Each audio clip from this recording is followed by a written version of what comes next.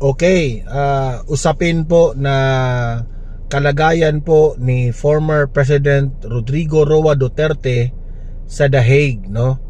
Nagpalabas na nga ng statement itong si Vice President Inday Sara Duterte na kung siya yung papipiliin ay gusto niya na itong mga taga-ICC ay aprubahan na ang interim release ni Tatay Digong. At kung saan man ito ay gusto niya na sa Davao, no? Na i-house arrest itong si Tatay Digong sa mismong bahay niya sa Davao. Kasi at the end of the day, sabi ni VP Sara, kami namang mga Duterte ay may word of honor kami na kahit saan pa kami ikulong ninyo o i-house arrest sa Davao ba, kami naman ay magko-cooperate sa kung ano yung gagawin ng ICC dito kay former President Duterte. Okay, yan po ang ine-emphasize ni VP Sara. At nabanggit pa ni VP Sara na delikado na nga ang sitwasyon ni former President Duterte dahil matanda na nga.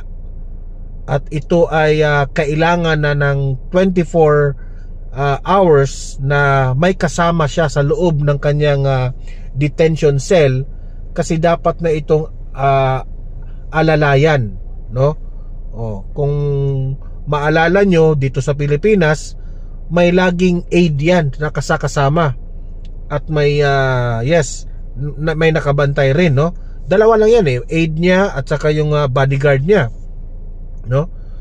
At hindi po maganda ang mga nabalitaan natin na si Tatay Digong ay nauntog nga yung ulo dahil natumba, kaya siya na hospital raw. At maraming mga Pilipino doon sa The Hague, especially sa hospital ng The Hague, maraming mga Pilipino raw doon na nagtatrabaho. At sinabihan ang pamilyang Duterte na yun nga ang mga kalagayan at nangyari kay Tatay Digong. Okay? Panoorin natin itong balita na ito. Mismo si VP Sara po ang nagsabi. Okay? Ano ang reaksyon natin dito sa kalagayan po ni former President Duterte? Ayan, pakinggan natin. Play. Criminal Court o ICC ang matagal ng request na interim release o pansamantalang paglaya ni dating Pangulong Rodrigo Duterte. Ito ang muling binigyang diin ni Vice President Sara Duterte nang kumustahin ang lagay ng kanyang ama sa ICC detention facility. Paliwanag ng pangalawang Pangulo na para sa humanitarian purpose ay dapat ibinigay na ito sa 8 years old na dating Pangulo ng Pilipinas. Kaugnay nito, nais pa rin ng pamilya Duterte na sa bansa maiuwi si FPRRD kung tatanggapin ng gobyerno at kung payagan na ng ICC. Kung ako, Davao City talaga. Davao City, Philippines. Kahit house arrest yan doon, kahit na gusto ng ICC na ilibing sa ilalim ng bunker yan, yung house arrest niya, walang problema sa amin, gagawin namin yan. Ayon kay VP Sara, handa nilang tiyakin ang pagdalo ng dating Pangulo sa mga pagdinig ng ICC kung matutuloy ito.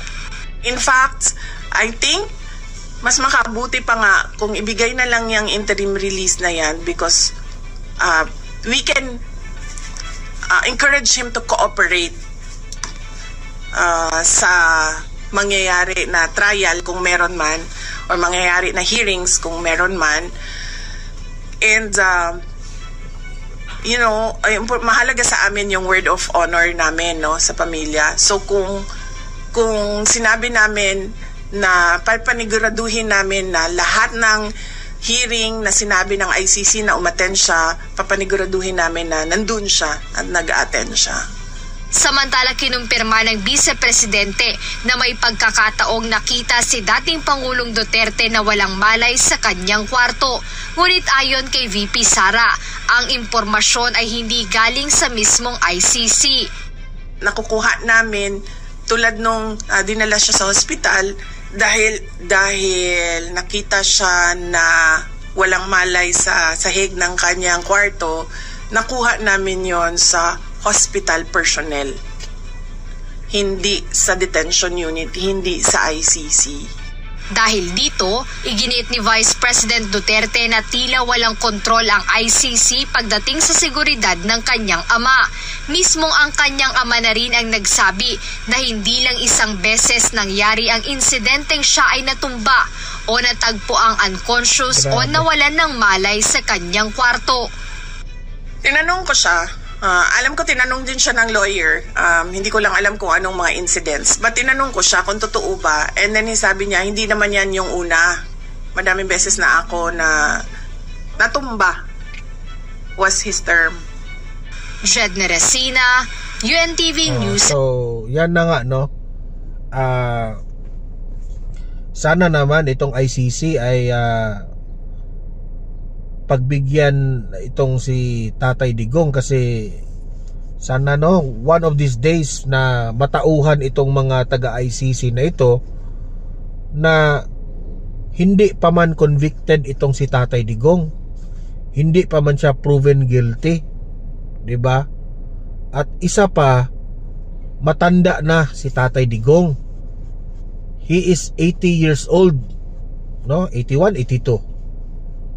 So, kung sasabihin natin, no, meron ngang mga nagsabi na parang cruelty na yung ginagawa nila kay Tatay Digong eh.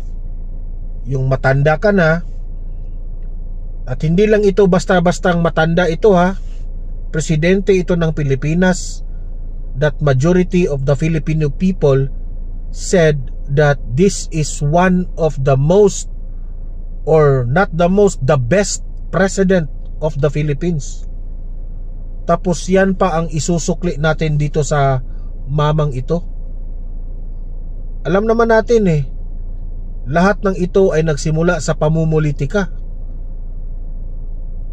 Pinagbibintangan siya dito sa mga extrajudicial killings, pinagbibintangan siya dito sa may ginugurgur siya kasi galit po sa kanya ang mga dilawan, dahil si Duterte lang naman ang nagpa-realize ng taong bayan kung gaano po kapalpak ang mga dilawan sa panahon po ng mga Aquino. Kaya hanggang ngayon, galit na galit pa rin itong mga supporters ng mga Aquino, itong mga dilawan. So, anong ibig kong sabihin? Sana ibigay na lang natin ni former President Duterte ang remaining days, kasi matanda na po siya eh. Sabi pa nga nila, kailangan ng aalayan mo yung tao kasi hindi na nga masyadong makalakad, hindi na masyadong makatayo. Tapos ito pa yung, alam nyo, kawawa, no? Kawawa talaga. Siyempre sa mga dilawan at sa mga loyalista, sa mga galit ni Tatay Digong, hindi yan sila maaawa dahil ganyan ang utak nila, mga cruel eh. Pero willing naman makipag-cooperate ang pamilya ni former President Duterte at pati itong si Tatay Digong na as much as possible para maka-cooperate siya, ilagay na lang natin siya sa bahay nila sa Davao, no? Kasi sa ganun magde-develop po ang kanyang kalusugan. Kasi iba eh, iba kasi yung nasa ibang lugar ka, especially na nakakulong ka, lalong babagsak eh, kasi dalawa yan eh, depression plus matanda na, talagang mag-deteriorate talaga ang kalusugan ni Tatay Digong. Not unless if nandun siya sa Davao at kasama niya ang kanyang pamilya, at least buhay ang kanyang energy, tapos sa ganun ma-develop ang kanyang health niya, ma-monitor pa nga eh.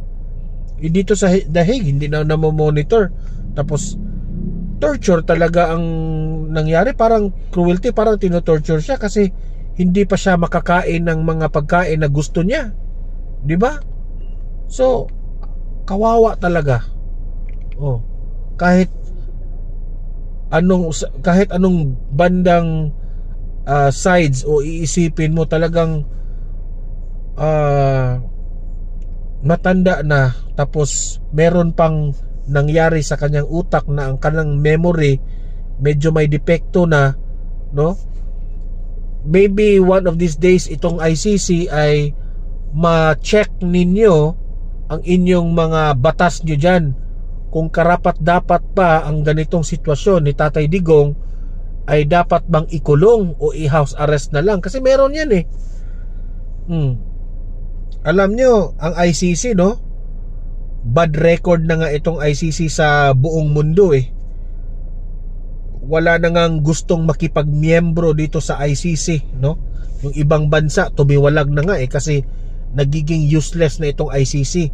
Nagagamit lang ito sa politika. Tingnan nyo. Hindi makapaniwala yung taong bayan na nakikita pa si Trillanes dyan, invited si Trillanes sa mga meeting nyo dyan. Anong ginagawa ni Trillanes dyan? Di ba? Nasaan na ang kredibilidad ng ICC? Di ba? Sasabihin ng tao, kaya pala na parang matatalo na si Tatay Digong dito sa mga kaso niya dyan sa ICC, kasi nandyan pala si Trillanes tumutulong, nagbi-brainwash dyan sa mga taga ICC. I'm not saying na ginawa yan ni Trillanes, ha, pero yan ang iisipin ng taong bayan. Nandyan pala si Trillanes tumutulong na anong tawag yan? Tumutulong na ang kaso niya makulong talaga. Okay? Mag-comment kayo dyan, anong masasabi nyo.